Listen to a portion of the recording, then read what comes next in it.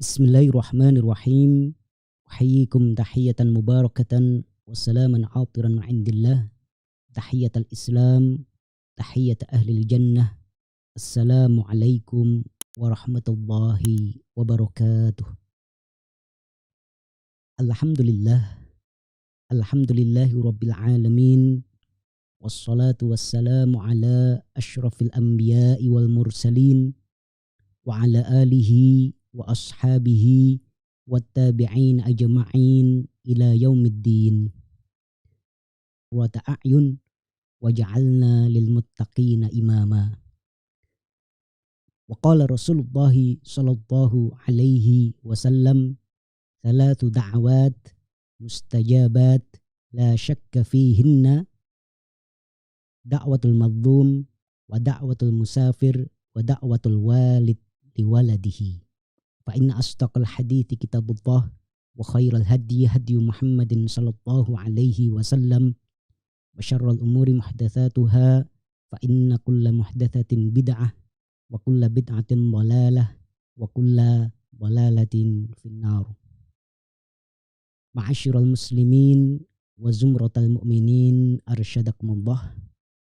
Para wali santri, para asatid, segenap sivitas akademika PPTQ Ibnu Abbas, dan para pendengar pemirsa Ibaska TV yang dirahmati oleh Allah Subhanahu wa Ta'ala. Alhamdulillah, kita bersyukur kepada Allah Subhanahu wa Ta'ala yang telah memberikan kepada kita begitu banyak kenikmatannya. Wa in ta'uddu ni'matallahi la tuhsuha.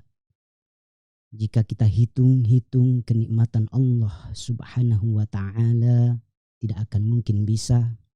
Lebih-lebih adalah nikmat iman, nikmat Islam, nikmat sehat, dan nikmat yang kita rasakan pada malam hari ini, nikmat diberi kelonggaran hati, diberi kelonggaran langkah untuk mengkaji ayat-ayat Allah Subhanahu wa Ta'ala, untuk mentadabburi firman-firman-Nya, di mana kita ketahui bersama bahwasanya tujuan utama diturunkannya Al-Quran adalah untuk ditadabburi ayat-ayatnya dan dijadikan pelajaran bagi orang-orang yang berakal. Sebagaimana yang Allah telah tegaskan, a'udzubillahi minasyaitonirrajim, kitabun anzalnahu ilaika mubarakul liyadabbaru ayatihi waliyatadzakkara ulul albab.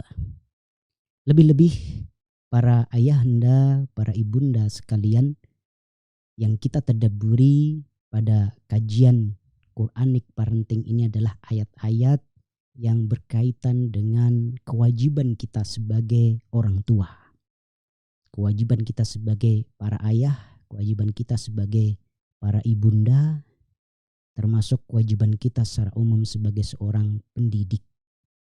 Ini tentu sangat penting sekali untuk kita istiqomahi, kita menggabungkan kebaikan demi kebaikan dalam majelis ini insyaAllah.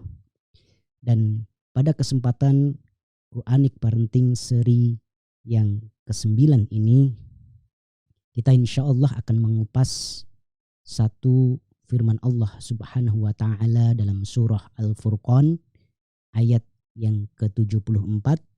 A'udzu billahi minasyaitonir rajim. Walladzina yaquluna rabbana hab lana min azwajina wa dzurriyyatina qurrata a'yun waj'alna lil muttaqina imama. Allah Subhanahu wa Ta'ala telah berfirman dalam surah Al-Furqan ayat yang ke-74. Silahkan para ayahanda dan para ibunda bisa dibuka mushafnya. Walladzina yaqulun, dan orang-orang yang mengatakan atau berdoa kepada Allah Subhanahu wa Ta'ala, Rabbana hab lana min azwajina wa dzurriyyatina qurrata a'yun. Rabbana, wahai Rabb kami, hab lana, karuniakanlah kepada kami, min azwajina, dari pasangan-pasangan kami atau istri-istri kami atau suami-suami kami, wa dzurriyyatina, dan dari anak-anak keturunan kami, qurrata a'yun, penyejuk mata, waj'alna lil muttaqina imama, dan jadikanlah kami semuanya, kami dan anak-anak keturunan kami, imam bagi orang-orang yang bertakwa. Ma'asyiral muslimin wa zumratal mu'minin, para ayahanda, para ibunda yang dirahmati oleh Allah Subhanahu wa taala. Ayat ini luar biasa. Ayat ini dahsyat sekali kalau kita tadabburi. Yang pertama, kita mengetahui bahwasanya ayat ini berbicara tentang karakteristik ibadur rahman. Ya, karena dalam surah Al-Furqan pada ayat-ayat sebelumnya ini Allah Subhanahu wa taala menceritakan profil ibadur rahman, yaitu hamba Allah Subhanahu wa taala yang maha pengasih, di mana mereka mempunyai karakteristik, mempunyai sifat-sifat tertentu yang di akhir dari ayat-ayat yang bercerita tentang ibadur rahman ini, mereka adalah orang-orang yang mendapatkan karunia khusus dari Allah Subhanahu wa taala, ulaika yujzaunal ghurfata bima sabaru. Mereka itu adalah orang-orang yang mendapatkan ghurfah, mendapatkan karunia jannah dari Allah Subhanahu wa taala dari apa yang mereka lakukan. Ya. Ma'asyiral muslimin wa zumratal mu'minin arsyadakumullah. Jadi doa ini atau berdoa dengan doa ini merupakan salah satu sifat utama yang dimiliki oleh hamba-hamba Allah yang maha pengasih, di mana pada ayat-ayat sebelumnya disebutkan ada beberapa karakteristik, baik itu karakteristik yang berhubungan dengan ubudiyah, betapa mereka adalah orang-orang yang senantiasa khusyuk beribadah, istiqomah menyembah Allah Subhanahu wa taala. Kemudian juga mereka mempunyai akhlak yang baik, wa idza khatabahumul jahiluna qalu salama, dan mereka juga menjauhi perbuatan-perbuatan ya fahisyah, perbuatan zina, termasuk kemudian menjauhi perkataan dusta. Kemudian ma'asyiral muslimin wa zumratal mu'minin arsyadakumullah, mereka adalah para penegak salat yang rajin beribadah, dan yang terakhir Allah Subhanahu wa taala jelaskan mereka adalah orang-orang yang berdoa kepada Allah Subhanahu wa taala dengan doa ini, yaitu Rabbana hab lana min azwajina wa dzurriyyatina qurrata a'yun. Ya. Ikhwafil arsyadakumullah, poin yang kedua adalah bahwasanya ayat ini menunjukkan adanya tawazun syahsi. Ya. Keseimbangan kepribadian yang dimiliki oleh para hamba-hamba Allah yang maha pengasih, yaitu ibadur rahman. Di mana sebagaimana yang tadi kita sebutkan, mereka bukan hanya orang-orang yang kokoh secara spiritual, hubungan ubudiyahnya dengan Allah Subhanahu wa taala, atau kemudian mereka juga mempunyai hubungan sosial yang bagus dengan manusia, mempunyai hablum minan nas yang bagus dengan sesamanya, tetapi mereka ternyata adalah orang-orang yang mempunyai ketahanan keluarga yang kuat. Ya. Karena di sini dimasukkan satu karakteristik yang luar biasa, yaitu berkaitan dengan keluarga. Ya. Jadi ini ikhwafil arsyadakumullah menunjukkan tawazun syahsi atau keseimbangan kepribadian yang dimiliki oleh para ibadur rahman. Maka ketika kita ingin meniru profil mereka atau ingin menjadi bagian dari ibadur rahman, ini adalah salah satu yang harus kita penuhi, adalah bagaimana kita juga mempunyai satu karakteristik ini, yaitu bagaimana kita mempunyai perhatian dan ketahanan keluarga yang baik. Kemudian poin berikutnya, ma'asyiral muslimin wa zumratal mu'minin, kalau kita perhatikan dari tafsir yang ada dari para ulama kaum muslimin, ya, mereka menjelaskan tentang makna qurratu a'yun. Mereka menjelaskan makna dari kata penyejuk mata. Ya, seperti apa yang disampaikan oleh Imam At-Tabari, bagaimana para hamba Allah yang maha pengasih ini, mereka memohon kepada Allah Subhanahu wa taala agar dari pasangan-pasangan mereka, dari anak-anak mereka menjadi penyejuk mata. Penyejuk mata di sini maknanya apa? Yaitu bagaimana mereka, para hamba Allah yang maha pengasih ini, para ibadur rahman ini bisa menyaksikan anak-anak mereka, keturunan-keturunan mereka, pasangan-pasangan mereka melakukan ketaatan dan beribadah kepada Allah Subhanahu wa taala. Ya, jadi ini adalah makna qurratu a'yun menurut Imam At-Tabari. Ya, jadi qurratu a'yun, penyejuk mata ini tidak kita maknai secara sempit atau mungkin secara fisik, atau mungkin hanya secara materi, ya, yang menyejukkan mata orang-orang yang dikasihi oleh Allah Subhanahu wa taala itu apa? Yaitu bagaimana mereka bisa melihat pasangan-pasangan mereka dan anak-anak mereka itu beribadah kepada Allah Subhanahu wa taala. Jadi ini adalah kelasnya ibadur rahman. Kelasnya ibadur rahman itu qurratu a'yunnya bukan sekedar melihat anak-anak mereka gemesin, lucu, ya, ngangenin, bukan sekedar itu. Atau mungkin parameter-parameter duniawi seperti melihat anaknya sukses jadi pejabat, atau jadi orang kaya, atau mempunyai status sosial di masyarakat yang tinggi, bukan itu. Tetapi qurratu a'yun di sini menurut Imam At-Tabari adalah ketika orang-orang, para ayah, para ibunda itu menyaksikan pasangan-pasangan mereka atau keturunan mereka taat beribadah kepada Allah Subhanahu wa taala. Jadi ini adalah kelasnya ibadur rahman. Ya. Kemudian kalau kita perhatikan apa yang disampaikan oleh Imam As-Sa'di. Imam As-Sa'di di sini ada sedikit makna yang berbeda. Di samping kebahagiaan atau yang menjadi penyejuk mata bagi para ibadur rahman adalah menyaksikan istri, suami, atau anak keturunannya taat beribadah kepada Allah Subhanahu wa taala, tetapi juga bagaimana qurratu a'yun di sini dimaknai sebagai ketika melihat anak-anak keturunannya itu menjadi orang yang alim, bersamaan itu menjadi orang yang amil, yaitu orang yang berilmu dan mengamalkan ilmunya. Ya.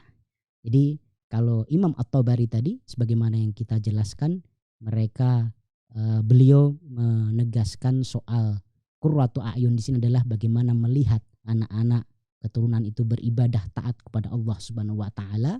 Kemudian As-Sa'di dalam tafsirnya menjelaskan bahwasanya qurratu a'yun di sini adalah di samping ketaatan kepada Allah Subhanahu wa taala juga menyaksikan anak-anak itu berilmu dan mengamalkan ilmunya. Ya. Jadi ma'asyiral muslimin wa zumratal mu'minin arsyadakumullah, ini sekali lagi menjelaskan kelas dari ibadur rahman, para hamba Allah Subhanahu wa taala yang mendapatkan karunia ghurfah atau jannah nanti, ya, di sisi Allah Subhanahu wa taala. Karakter mereka, qurratu a'yun bagi mereka adalah ketika menyaksikan anak keturunan mereka itu taat kepada Allah Subhanahu wa taala, kemudian berilmu dan mengamalkan ilmunya. Ya. Ini ikhwah fillah arsyadakumullah yang beberapa poin penting yang bisa kita dapatkan dari para mufassir. Kemudian juga As-Sa'di menjelaskan, ya, doa ini meskipun ini ditujukan untuk kepada Allah Subhanahu wa taala dengan memohon kebaikan untuk anak-anak dan keturunan, pada hakikatnya ini secara langsung juga memohon kebaikan bagi diri sendiri yang berdoa. Ya, karena otomatis ketika kita meminta kebaikan bagi anak-anak kita, bagi pasangan-pasangan kita, secara otomatis kita juga meminta kebaikan dari Allah Subhanahu wa taala untuk diri kita sendiri. Kemudian juga bahkan kebaikan yang akan muncul dari doa ini juga akan berefek atau menyebar kebaikannya kepada seluruh kaum muslimin. Ya, ini satu catatan dari As-Sa'di yang cukup penting, bahwasanya ketika kita berdoa kebaikan untuk keluarga kita, secara otomatis kita akan berdoa kebaikan untuk masyarakat kaum muslimin. Karena kita ketahui bahwasanya untuk bisa melakukan yang namanya islahul mujtama, ya perbaikan masyarakat, itu harus dimulai dari takwin al-bait al-muslim, membentuk keluarga yang islami atau islahul usrah, bagaimana kita memperbaiki keluarga-keluarga kita. Ya. Jadi ketika kita berusaha memperbaiki keluarga kita dengan beberapa metode-metode yang ada yang telah kita jelaskan sebelumnya, kemudian dalam seri ini kita menjelaskan tentang doa, kita mendoakan keluarga kita, bersamaan dengan itu kita juga sedang mendoakan kebaikan bagi kaum muslimin, karena masyarakat kaum muslimin ya itu terdiri dari keluarga-keluarga. Ketika semua keluarga dari kaum muslimin berdoa dengan doa ini, dan min azwajina wa dzurriyyatina, yang disebutkan pertama kali ya adalah azwaj, yaitu pasangan-pasangan suami atau istri. Kemudian baru dzurriyyah, ya, baru dzurriyyah. Ini kalau kita perhatikan, selain ini sekedar urutan logis dari hubungan keluarga, karena hubungan keluarga yang paling dekat dengan kita itu adalah pasangan kita, istri kita atau suami kita, ya. Setelah itu baru anak-anak kita, ya, begitu kan, ya. Tapi sebenarnya ini juga mengisyaratkan akan khutwat atau langkah-langkah dalam islahul usrah, dalam memperbaiki keluarga, ya, dalam mendidik keluarga. Bahwasanya di sini dalam ayat ini al-azwaj muqaddam ala ad-dzurriyyat, ya, penyebutan azwaj, pasangan-pasangan atau istri-istri di sini didahulukan sebelum penyebutan anak keturunan, ya. Ini mengisyaratkan kepada kita bahwasanya ketika kita ingin mengislah atau memperbaiki kualitas takwa, kualitas kesolihan anak-anak kita, yang paling penting untuk kita dahulukan adalah bagaimana kita memperbaiki kualitas ubudiyah, kualitas keimanan, kualitas kesolehan istri-istri kita atau pasangan-pasangan kita. Ya, karena ikhwafillah arsyadakumullah, dalam sebuah keluarga tidak sangat sulit, ya, sangat sulit kita bisa mendidik anak kita dengan maksimal kalau kita dengan suami kita atau kita dengan istri kita tidak mempunyai satu visi, satu misi yang sama dalam pendidikan anak. Kemudian juga bagi para suami, ini poin pentingnya kita sadari bersama bahwasanya yang paling dekat dan banyak berinteraksi dengan anak-anak kita itu adalah istri-istri kita. Ya. Jadi di sini tarbiyah zaujah, ya, pendidikan kepada istri ini sangat penting bagi pendidikan anak. Karena mereka lah yang paling banyak berinteraksi dengan anak-anak kita. Maka pembinaan kepada istri, ya, memastikan bahwa istri kita mendapatkan input atau tambahan materi penguat, ya, atau kemudian mendapatkan bi'ah solihah dalam kehidupannya sehari-hari atau dalam pertemanannya, siapa saja temannya itu menjadi penting, termasuk apa saja yang dia tonton, apa saja yang dia saksikan sehari-hari itu menjadi penting, ya, karena para istri-istri kita lah yang akan banyak berinteraksi dengan anak-anak kita. Maka di sini sekali lagi pembinaan kepada istri ini sangat besar efeknya pada pembinaan kepada anak-anak kita. Ini satu poin yang sangat penting yang kita dapatkan dalam ayat ini, di mana azwaj, ya, pasangan atau istri itu muqaddam disebutkan dalam ayat ini lebih dahulu daripada penyebutan pada dzurriyyah. Tentu sekali lagi ini bukan sekedar eh, logisnya penyebutan dimulai dari hubungan yang paling dekat sampai hubungan yang paling jauh, tetapi juga ini menunjukkan bahwasanya untuk islahul aulad, untuk tarbiyatul aulad tidak bisa tidak dan sangat penting untuk memperhatikan pendidikan pasangan-pasangan kita. Kemudian ma'asyiral muslimin wa zumratal mu'minin arsyadakumullah, kembali kita fokus tentang doa, ya, tentang doa. Dari ayat ini kita bisa menyimpulkan satu poin yang sangat penting tentang ahammiyatud doa fi tarbiyatil aulad, tentang pentingnya doa, ya, bagi pendidikan anak-anak kita. Dan kalau kita perhatikan banyak sekali dalam ayat-ayat Al-Quran yang di situ Allah Subhanahu wa taala sebutkan doa-doa yang dipanjatkan oleh para nabi dan rasul dan orang-orang soleh terdahulu. Dan kita yakini bahwasanya tidak ada yang disebutkan dalam Al-Quran kecuali pasti istimewa. Tidak ada kalimat-kalimat yang ada dalam Al-Quran itu yang sia-sia. Pasti itu mempunyai makna yang dalam dan penting untuk kita implementasikan dalam kehidupan kita sehari-hari. Termasuk kalimat-kalimat doa yang ada dalam ayat-ayat Al-Quran. Ya, pada materi-materi sebelumnya sebagian penanya bertanya tentang bagaimana doa-doa yang ada dalam Al-Quran. Ya, ini adalah salah satu doa-doa yang penting. Rabbana hablana min azwajina wa dzurriyyatina qurrata a'yun waj'alna lil muttaqina imama. Kemudian ada doa yang lain, Rabbana hablana min ladunka dzurriyyatan thayyibah innaka sami'ud du'a.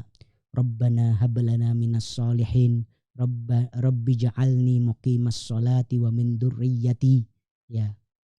Dan beberapa doa yang lain yang ini menunjukkan bahwasanya doa untuk anak-anak kita ini merupakan satu prinsip tarbawi yang penting untuk kita laksanakan. Ya. Ini ma'asyiral muslimin wa zumratal mu'minin arsyadakumullah.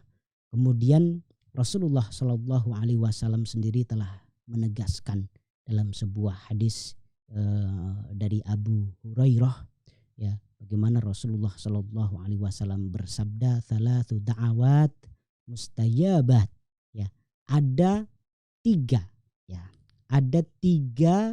doa yang mustajab, ya, la syakka fihin, tidak diragukan lagi akan kemustajabannya.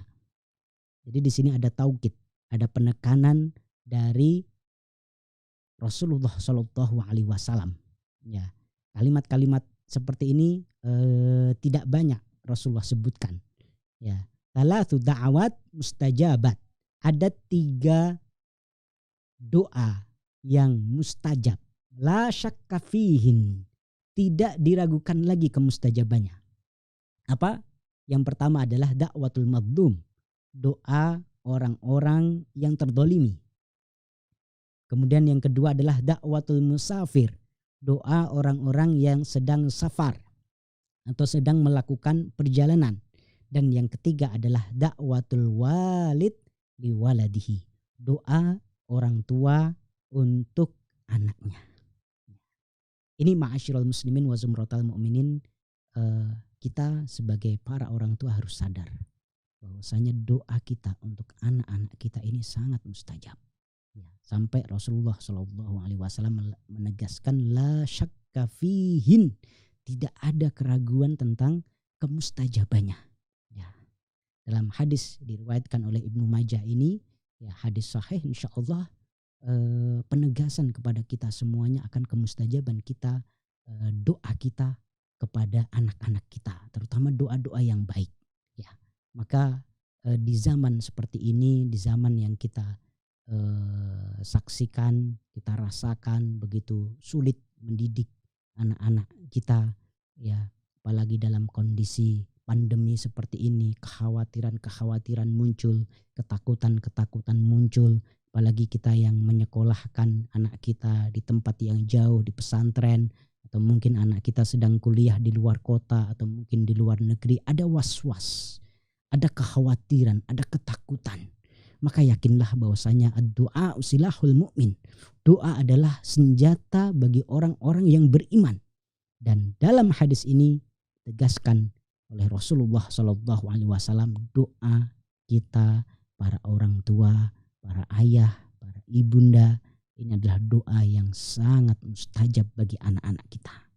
Maka harus kita sisipkan dalam doa-doa kita sehari-hari, dalam sholat-sholat kita mendoakan mereka, mendoakan kebaikan bagi mereka. Kita bayangkan wajah mereka satu persatu, ya. Kita mendoakan apapun kebaikan bagi dunia dan akhirat mereka.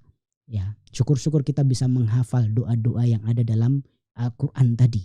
Dan banyak sekali doa-doa yang telah dicontohkan oleh seperti Nabi Ibrahim, seperti Nabi Zakaria, ya, kemudian doa tentang dari Ibadur Rahman tadi, ya. Ini luar biasa kalau kita bisa menghafalnya dan secara rutin kita bisa membacanya. Ini tentu insya Allah akan berefek luar biasa, ya, bagi anak-anak kita. Dan ingat, para ayahanda, para ibunda sekalian, kalau kita perhatikan riwayat-riwayat yang lain dari hadis-hadis yang terkait dengan doa orang tua untuk anaknya, itu ada, kita harus sadari bahwasanya yang juga mustajab itu bukan hanya doa kebaikan, tapi doa keburukan juga mustajab. Ya, sebagaimana diriwayatkan oleh Imam Bukhari dalam adab mufrad, ya, bahwasanya thalathu da'awat mustajabat, riwayatnya mirip, ya, ya, ada 3 doa yang pasti mustajab, ya, la syakka fihinna, tidak ada keraguan di dalamnya, ya. Sama, pertama adalah da'watul madlum, doa orang yang terdolimi. Kemudian yang kedua adalah da'watul musafir, doa orang yang sedang safar atau melakukan perjalanan. Dan yang ketiga, ini yang ada bedanya, yaitu da'watul walid ala waladihi. Ya, kalau tadi da'watul walid li waladihi, kalau ini dalam riwayat ini adalah da'watul walid ala waladihi. Apa perbedaan li dan ala di sini? Kalau li itu adalah doa-doa kebaikan demi kebaikan anaknya, tapi kalau ala itu adalah doa-doa keburukan. Ya, doa-doa keburukan. Jadi ingat, kita sebagai orang tua, omongan kita itu mandi kalau bahasa Jawanya, ya, mujarab, ya, mustajab, ya.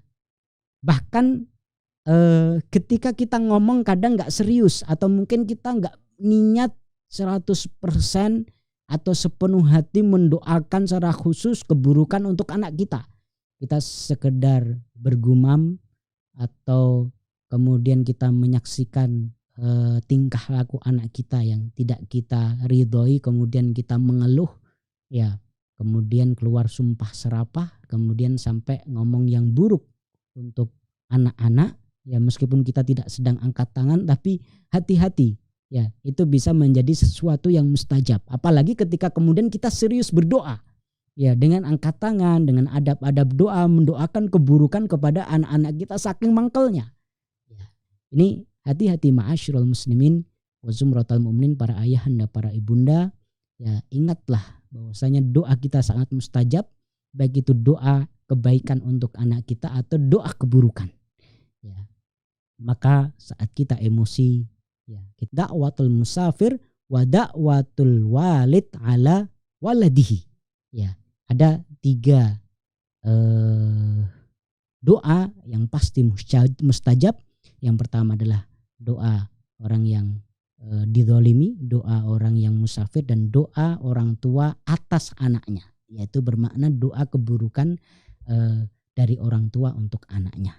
Jadi ini penting untuk kita perhatikan. Maka mungkin saat kita emosi misalnya, atau melihat hal-hal yang kita saksikan tidak berkenan, kita tidak berkenan dari anak-anak kita, ya, cobalah kita ganti kata-kata itu dengan kata-kata yang positif. Ya, misalnya kita lihat anak-anak kita nakal misalnya, jangan kemudian dibilang dasar anak nakal, ya. Dia akan nakal selamanya mungkin. Kalau doa kita ini adalah doa yang kemudian dikabulkan oleh Allah Subhanahu wa taala. Tapi cobalah ganti dengan kata-kata anak pinter atau anak soleh, ya. Jadi dari sisi pesan itu tersampaikan, karena itu sindiran. Ya, dia sedang melakukan kenakalan kok dibilang anak soleh. Insya Allah dia paham bahwasanya ini adalah sindiran. Kemudian dari sisi emosional kita sebagai orang tua juga terlampiaskan karena maksud kita adalah menyindir gitu. Tapi dari sisi doa ini adalah suatu kata-kata positif yang mudah-mudahan yang anak ini adalah anak nakal berubah menjadi anak yang baik atau anak yang soleh ya. Jadi itu ma'asyiral muslimin wa zumratal mu'minin arsyadakumullah, satu poin penting yang penting untuk kita perhatikan ya tentang ahamiyatud doa fi tarbiyatil aulad, akan pentingnya doa ya dalam pendidikan anak kita. Kemudian poin yang terakhir ma'asyiral muslimin wa zumratal mu'minin arsyadakumullah, di akhir ayat ini para ibadur rahman berdoa kepada Allah Subhanahu wa taala dengan doanya waja'alna lil muttaqina imama, dan jadikanlah kami ya imam atau pemimpin bagi orang-orang yang bertakwa. Ya. Ini ayat ini luar biasa sekali lagi menunjukkan kelas dari seorang-orang ibadur rahman, para hamba Allah yang maha pengasih. Bagaimana mereka mempunyai obsesi yang sangat tinggi, mempunyai cita-cita yang sangat prestisius, yaitu menjadi apa? Menjadi para pemimpin. Menjadi para pemimpin. Dan ini juga yang harus kita wujudkan atau kita cita-citakan atau kita obsesikan pada diri kita dan anak-anak kita. Bagaimana keluarga kita ini, ya, bagaimana kita para orang tua, kalaupun kita para orang tua belum bisa mencapai derajat pemimpin ini, kita mempunyai cita-cita nanti anak-anak kita akan menjadi para pemimpin umat ya, pada level apapun, pada posisi apapun. Tetapi bagaimana mereka semuanya nanti bisa menjadi qadat, bisa menjadi pemimpin-pemimpin, menjadi a'immah ya, yang akan memandu umat ini, memandu bangsa ini dalam kebaikan. Baik itu pemimpin dalam bentuk struktur-struktur pemerintahan, sebagai presiden, sebagai gubernur, sebagai bupati, camat, dan seterusnya, atau kepemimpinan yang lain, kepemimpinan ilmu, kepemimpinan akhlak, kepemimpinan lifestyle. Yang ini ikhwah fillah arsyadakumullah, menunjukkan kelas dari para ibadur rahman. Mereka mempunyai cita-cita yang tinggi, mereka menjadi para imam dan juga anak keturunan mereka. Ya, ini yang penting untuk kita perhatikan bersama, bagaimana kita sebagai seorang mukmin, sebagai seorang muslim yang bercita-cita menjadi ibadur rahman harus mempunyai obsesi ini. Dan wujud dari obsesi ini atau cita-cita ini adalah bagaimana kita berdoa kepada Allah Subhanahu wa taala dengan doa ini. Ya, waja'alna lil muttaqina imama. Bahkan ikhwah fillah arsyadakumullah, dalam ayat ini jelas sekali bukan hanya sekedar menjadi pemimpin-pemimpin biasa, tetapi menjadi pemimpin bagi orang-orang yang bertakwa. Ya. Ini kelasnya lebih tinggi lagi. Ya, bukan sekedar pemimpin manusia pada umumnya dengan berbagai macam karakteristik yang ada, tetapi menjadi pemimpin bagi orang bertakwa. Ya, otomatis untuk menjadi pemimpin bagi orang-orang bertakwa, dia sendiri harus mencapai pada derajat ketakwaan tersebut untuk bisa memberi inspirasi, keteladanan, ya, kemudian bisa memberi komando bagi orang-orang yang bertakwa. Dia sendiri harus mencapai derajat muttaqin juga. Ini satu obsesi yang luar biasa dari keluarga ibadur rahman, adalah waja'alna lil muttaqina imamah. Ya, mereka mempunyai cita-cita, mereka mempunyai tumuh, mempunyai harapan, mempunyai obsesi agar mereka dan anak-anak keturunan mereka menjadi orang-orang yang bisa memimpin. Ya, menjadi orang-orang yang bukan hanya pemimpin biasa, tetapi menjadi pemimpin bagi orang-orang bertakwa, memberi keteladanan dalam kesolehan, memberi inspirasi dalam kebaikan, dan juga bisa memberikan komando-komando yang bisa membawa umat ini pada kemajuan.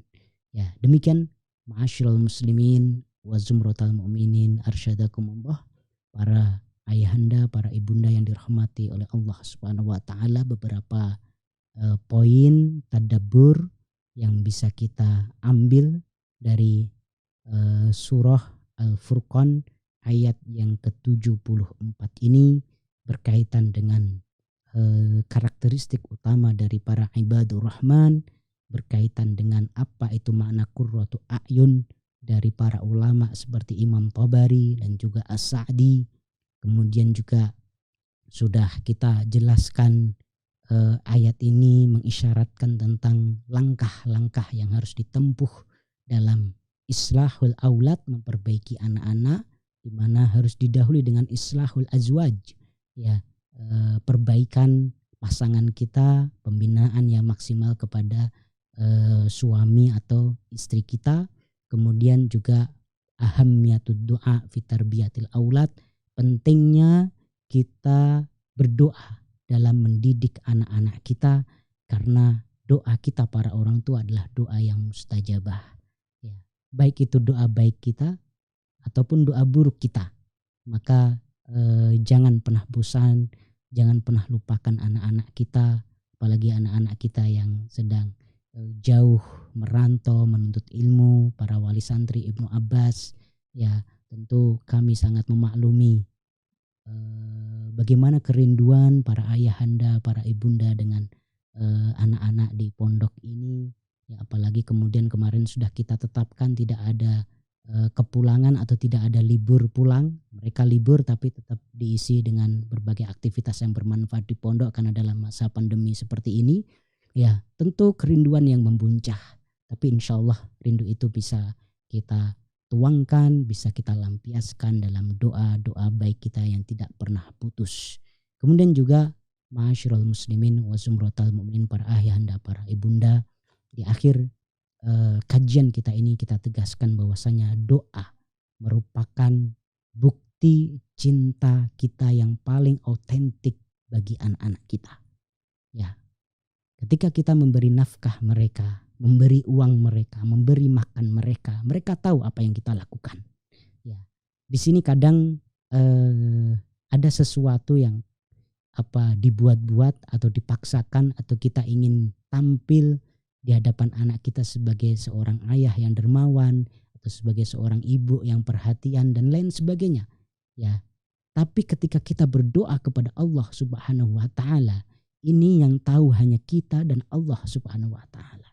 Anak-anak kita gak mengetahuinya. Ya, kemungkinan besar anak-anak kita juga tidak mendengarkannya. Ya, tetapi justru ini menunjukkan bahwasanya bukti cinta yang paling otentik kita kepada anak-anak kita adalah dengan doa ini. Di saat mereka tidak tahu apa yang kita panjatkan, di saat mereka tidak tahu bahwasanya tiap sepertiga malam terakhir kita merintih kepada Allah Subhanahu wa taala, kita mohon kebaikan untuk mereka.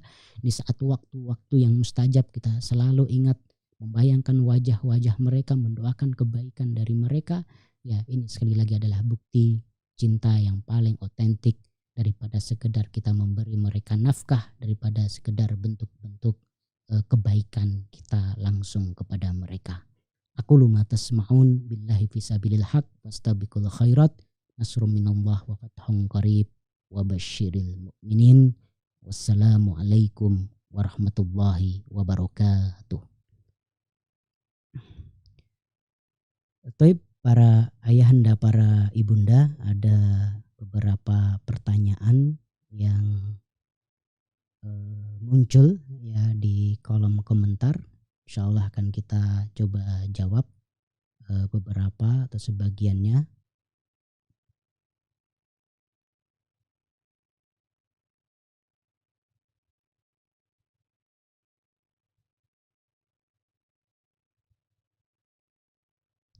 Yang pertama, apakah ada doa khusus agar anak kami bisa lemah lembut terhadap adik-adiknya insya Allah kami selalu menyisipkan doa untuk anak-anak kami, tapi tetap saja masih seperti itu.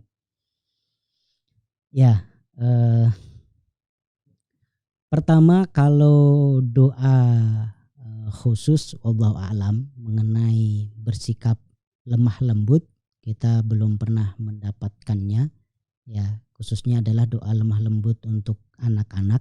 Ya, tetapi perlu kita pahami bahwasanya doa itu berbeda dengan zikir. Ya, zikir itu kalimat-kalimatnya adalah tauqifiyah.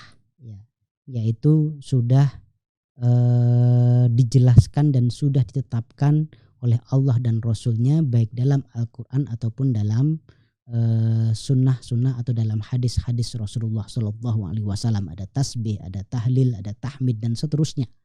Ya, adapun doa itu sebenarnya bebas. Ya, adapun doa itu sebenarnya bebas. Kita boleh berdoa dengan redaksi seperti apa yang kita kehendaki. Jadi tidak harus dengan doa-doa yang berbahasa Arab. Bahkan doa yang paling afdal itu adalah doa yang kita tahu. Ya, daripada kita Rabbana Rabbana, Allahumma Allahumma, kita tidak tahu artinya, lebih baik kita berdoa dengan bahasa Indonesia, dengan bahasa Jawa, bahasa Sunda atau bahasa daerah yang lain yang kita paham. Ya, yang kita paham ini juga sering kita sampaikan ketika kita membimbing jamaah haji dan umroh. Itu kan ya daftar doa di buku panduan doa itu kan banyak gitu ya. Selalu kita ingatkan. Ya, tolong dihayati betul doa-doanya. Kalau nggak hafal, ya kalimat-kalimat Arabnya boleh doa pakai bahasa Indonesia, pakai bahasa Jawa, pakai bahasa Sunda atau bahasa daerah yang lain. Karena bagaimana kita meminta sesuatu kepada Allah yang kita tidak tahu apa yang kita minta. Ya, jadi para ayahanda, para ibunda, ya kalaupun kita tidak mendapatkan doa khusus agar anak-anak kita bisa bersikap lemah lembut terhadap adik-adiknya, ya kita bisa berdoa dengan redaksi kita sendiri, dengan bahasa kita sendiri, dan insya Allah ini sesuatu yang bebas. Yang penting itu adalah doa kebaikan dan tetap melaksanakan adab-adab dalam berdoa. Kemudian ada satu kalimat yang menggelitik tapi tetap saja masih seperti itu.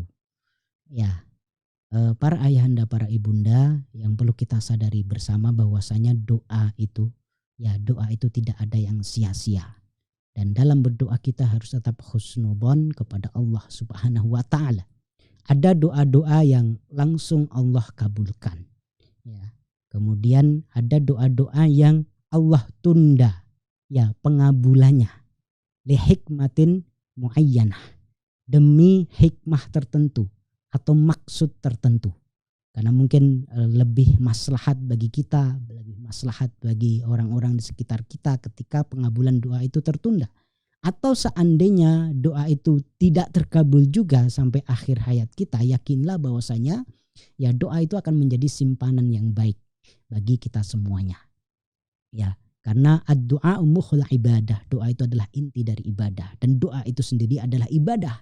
Ya, seandainya kemudian doa kita tidak terkabul, yakinlah 3 hal tersebut ya bisa jadi ditunda untuk waktu yang lebih tepat, atau bisa jadi akan menjadi simpanan kebaikan kita yang akan kita petik ketika nanti kita di akhirat. Ya, kemudian lebih dari itu ma'asyiral muslimin wa zumratal mu'minin, para ayahanda, para ibunda yang penting untuk kita perhatikan bersama, bersikap lemah lembut. Itu mereka perlu contoh, ya mereka perlu contoh. Dan anak-anak itu mereka akan meniru dari apa yang mereka sering lihat, ya sering terjadi sifat kasar atau kata-kata yang tidak pantas itu mereka tiru dari kita para orang tua, ya. Dan kadang seperti itu kemudian menjadi rantai setan. Bapaknya ngomong kasar atau tidak lemah lembut kepada ibunya, ya sering bentak-bentak. Akhirnya ibunya untuk melampiaskan emosinya ngomong kasar kepada anak-anaknya. Ya, Anak yang pertama. Anak yang pertama meniru ibunya, dia ngomong tidak lemah lembut atau ngomong kasar atau bentak-bentak ke adiknya. Nanti adiknya juga akan ngomong begitu kepada adik-adiknya. Jadi penting selain berdoa, penting juga kita tunjukkan keteladanan. Bagaimana ngomong yang lemah lembut, bagaimana cara menasehati atau memarahi anak yang kemudian marah. Kita itu tidak ditiru oleh mereka. Ya, marah menasehati tidak dengan emosi, menasehati dengan tidak kasar, kalimat kasar sebagaimana yang telah kita jelaskan pada materi Quranic parenting sebelumnya tentang uslubul mau'idhah. Ya, menasehati dengan lemah lembut dari kisah Luqman Al-Hakim. Ya, itu penting untuk kita lakukan. Dan tentu tidak hanya orang tua saja yang berpengaruh, tetapi tentu dari ustadznya, atau mungkin dari teman-temannya, atau mungkin dari tetangganya, atau mungkin dari pembantu kita, babysitter mereka. Ya, ini penting sekali untuk dibarengi dengan uslub-uslub yang lain atau metode-metode mendidik yang lain untuk menanamkan kelemah lembutan. Kemudian pertanyaan yang kedua, bagaimana cara mendidik teman-teman anak-anak kita, sebab kita sudah buat aturan tapi anak lebih nurut kepada temannya.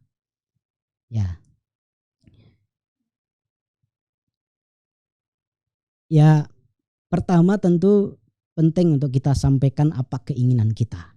Ya, sesekali saat teman-teman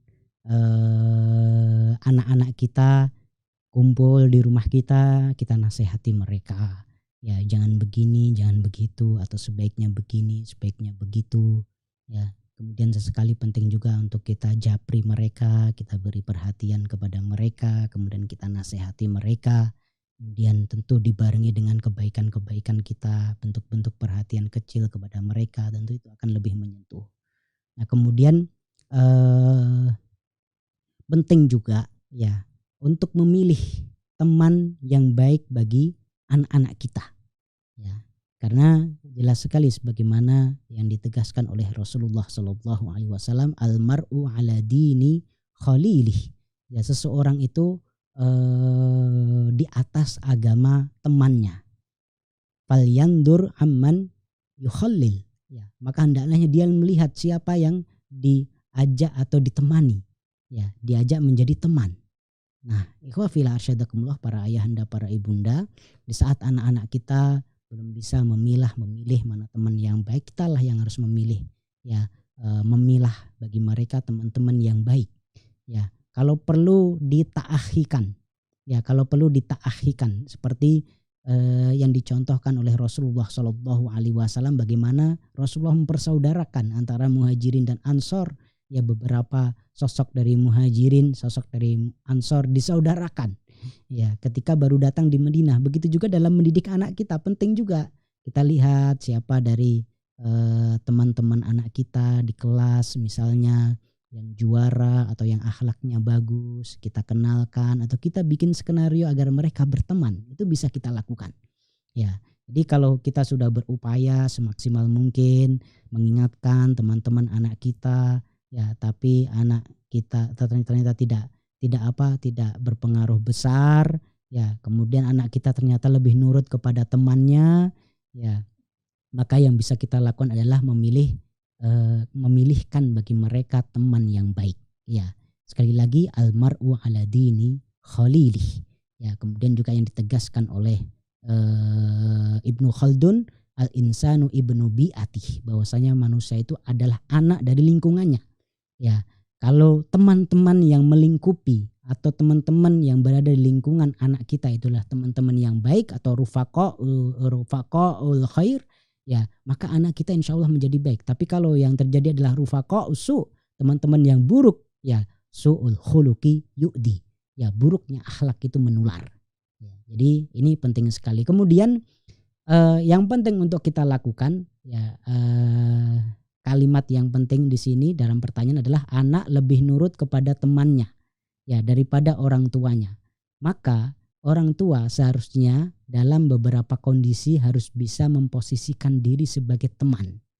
Ya, Jadi dia harus lebih hebat dari teman-temannya dalam hal apa? Dalam hal keasyikan, ya, dalam hal enak diajak ngobrol, dalam hal penghargaan, tidak memvonis atau tidak mengadili, ya, sikap anaknya misalnya dengan cara nasihat yang inspiratif, yang mengetuk, yang menyentuh, bukan hanya sekedar menyinggung atau apalagi sampai menghardik dan lain sebagainya. Maka kalau kita ingin maksimal, lebih berpengaruh dari teman-teman anak kita, maka posisikan diri kita sebagai teman bagi anak kita. Barakallahu fikum. Berikutnya, bagaimana kita ortu merubah kebiasaan berkata tidak baik untuk anak-anaknya walaupun itu bukanlah doa. Ya, tadi sudah kita singgung ya. Pertama, ketika terlontar kalimat yang tidak baik, ya, beristighfarlah kepada Allah Subhanahu wa taala. Mudah-mudahan istighfar itu bisa menjadi kafarat. Bisa menjadi kafarat, penghapus. Kemudian yang kedua, memang sangat wajar kita sebagai orang tua emosi, mangkel, ya, kalau bahasa Jawanya itu kemropok gitu ya, dengan tingkah laku anak kita yang kadang memang bikin kita emosi, ya. Maka bagaimana cara kita melampiaskan emosi itu dalam wujud kata-kata yang baik. Seperti yang tadi sudah kita singgung, wujudkan itu dalam sindiran. Ya, misalnya ketika kita lihat anak kita berlaku kurang ajar misalnya, ya kita ganti, oh sopan ya, gitu. Kita tidak menyebutkan kata kurang ajar. Nanti kalau kita sebutkan kata kurang ajar, itu nanti akan terekam dalam diri mereka. Ya, mereka benar-benar akan kurang ajar.